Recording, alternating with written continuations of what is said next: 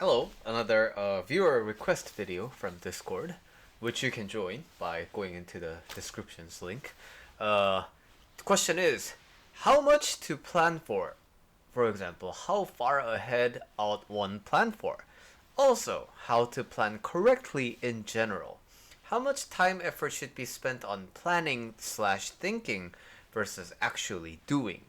Additionally, a related question, how to hope for the best but also not to delude oneself, if there is such a thing. Maybe. Okay, the rest is just a commentary on it. Okay, so this, from the Buddhism perspective, is fairly simple. And to explain this, we need to understand cause and effect. It's very simple. All the lottery winners throughout history have one thing in common. They bought the lottery, right? But just because you bought the lottery, it doesn't guarantee that you win it, right? All successful business people have one thing in common. They started a business. But just because you started a business doesn't guarantee you success. And you get the drift of what I'm saying, right? So, depending on what it is you want, the chances of you getting what you want will be slim to very likely. So, for example, the food I eat, I want to be full, so I eat food. But that's a high likelihood of me being full. But again, nothing precludes the possibility that I get food poisoning and then I end up with less of a stomach than I started out with. Everything is up to chance. Why? Because now this is where the theory starts to sound like a science experiment.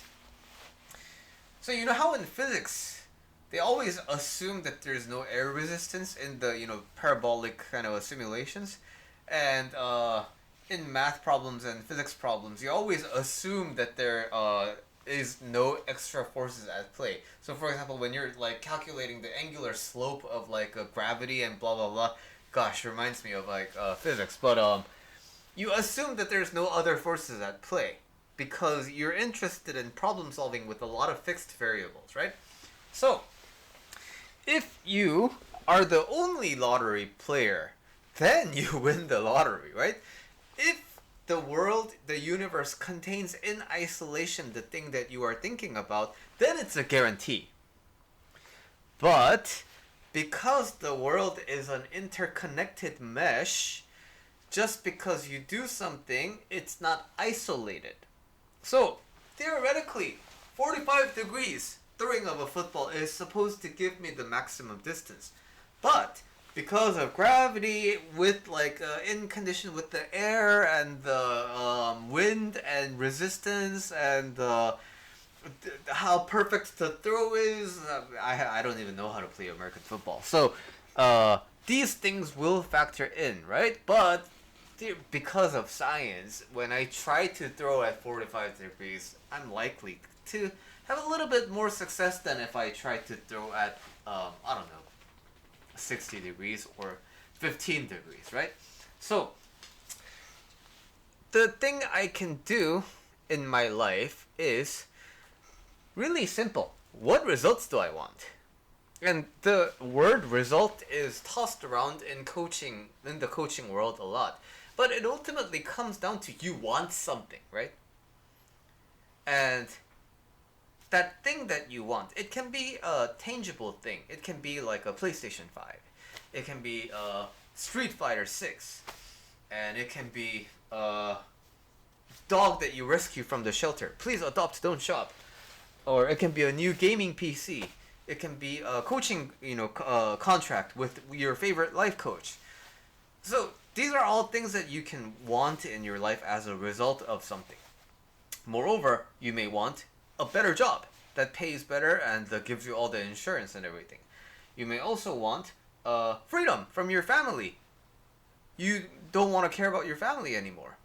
And you may also want to suffer less. So these internal things are also constituting results. So we think of a more result-oriented mindset, and we solve the problem backwards. So, okay, I want to be independent from my family because my family is holding me emotionally hostage. And whatever I do, my parents criticize me, and whatever I do, my siblings always guilt trip me. Okay, but in order for me to be free, right? What things do I need to be doing? Again, it's not gonna guarantee me that I get the freedom, but all free people will have one thing in common, right? So you start deducing that maybe it's financial independence. So even if you live in a crappy apartment with like a really crazy roommate, you still work a job that will make that possibility come true. And I talk about this in my business coaching a lot, but whenever you start something, right, depending on how your upbringing is, we like to carry over the standard that we have about the world into our adulthood. But when you're a kid, your parents pay for a lot of the things. So what a lot of people don't do is lower their expectations and start over from scratch and learn the world as an adult. If they were pampered as children, they get spoiled, right? More or less. And then so they go out into the world expecting the world to treat them like their parents, but reality isn't really going to treat you like that, right? So whenever you want to start something, I always recommend like going to the thrift store and going with the lowest budget version of the hobby that you want to have or the new lifestyle that you want to have. See if you like it or not, and then you can gradually upgrade stuff. So that's me with surfing, right? I got my board from Costco and all the wetsuits and all the other equipment. I got them on like the sale and Facebook Marketplace and such. And then I happen to like it. So I'm planning on upgrading my gear one by one by one. Okay, so that was a quick aside. But why this matters is the thing that you want to have in your life, right? The results. Even if the end result that you want is something grandiose, like you want to make 6 figures with your business. It's kind of a grandiose ideal, right? Especially if you don't even have a business right now. But just because that goal is ideal, it doesn't mean that you need to be taking grand steps today. You just need to keep on making the preconditions happen. And when you think about things this way, it has like a good mix of planning versus doing. Because when you think about the results and you think about the precondition for that result that you can do today, you know what to do. So now we come to the actually difficult part, right? You know what to do, but you don't do it. Because why? You don't want to. Which conflicts with your wanting to do something, right? But we are a creature of habit. So anything new in your life, you will be resistant to it simply because you haven't done it enough. Which is why it's so important to think about the desire. Why do I want to do this? What makes me want to do this? Why do I plan for this?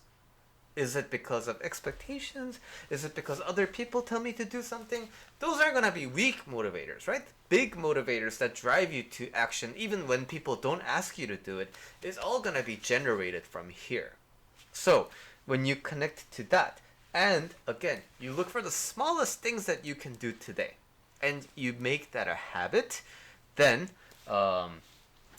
you kind of move forward. But just because I say do the littlest thing possible, that's all a little vague, right? So I want to give you also a little bit of a specific advice. In Buddhism, we like to think a lot in terms of logarithms and exponential kind of a thing, right? So when you look at the Buddhist sutras, when they explain the scale of the universe and such, they always go to the exponent and exponent, right? So for example, the Ganges River has a lot of sand, and each sand is like the number of like universes in the grand universe, right? And then in that amount, all the universes will have the Ganges River, and they all will have sand, and blah blah blah. Buddhism loves to just kind of like exponentially increase the scale of these, And this is particularly more pronounced in the Flower Garland Sutra. But anyway, speaking in terms of that, the 100 days, you do something small for 100 days. What that will give you is a taste of what it will actually feel like. Because when you do it for like a week or so, you're most likely just going to rile up your habituated system.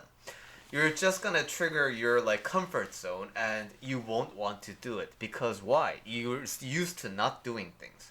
So it's important that you get past that hurdle so that you can have a more informed view. 100 days will give you a kind of an experience. It's a taste. Now, 1,000 days. 1,000 days is likely to land you some results related to it if you can consistently keep at it. Because 1,000 days is like 3 years, right? So, if I quit smoking for 100 days, did I really quit? What's likely gonna happen when I stop? Okay, I didn't smoke for 100 days. I feel pretty good. I'm naturally gonna go back to smoking because it's just a 100-day break. I just got the taste of what it's like to quit.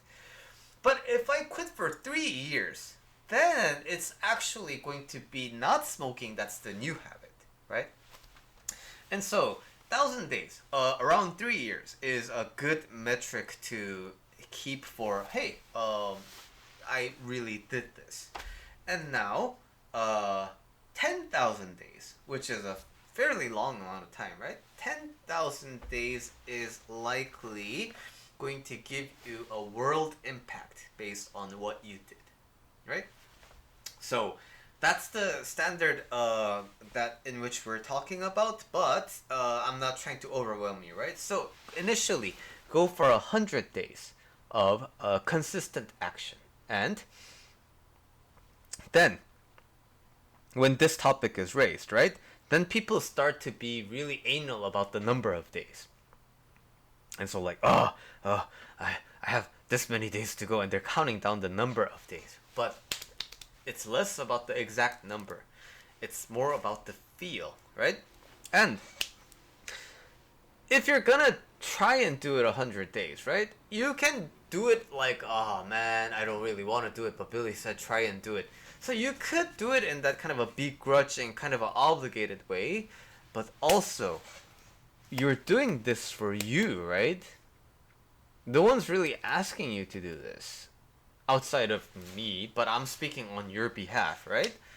So it's important to catch yourself when you're feeling obligated to live your life. Your life is yours. You're living for you. Connect to that feeling good about you living for you. And when you get a taste of that, I guarantee you, you will want to continue by yourself without me even encouraging you.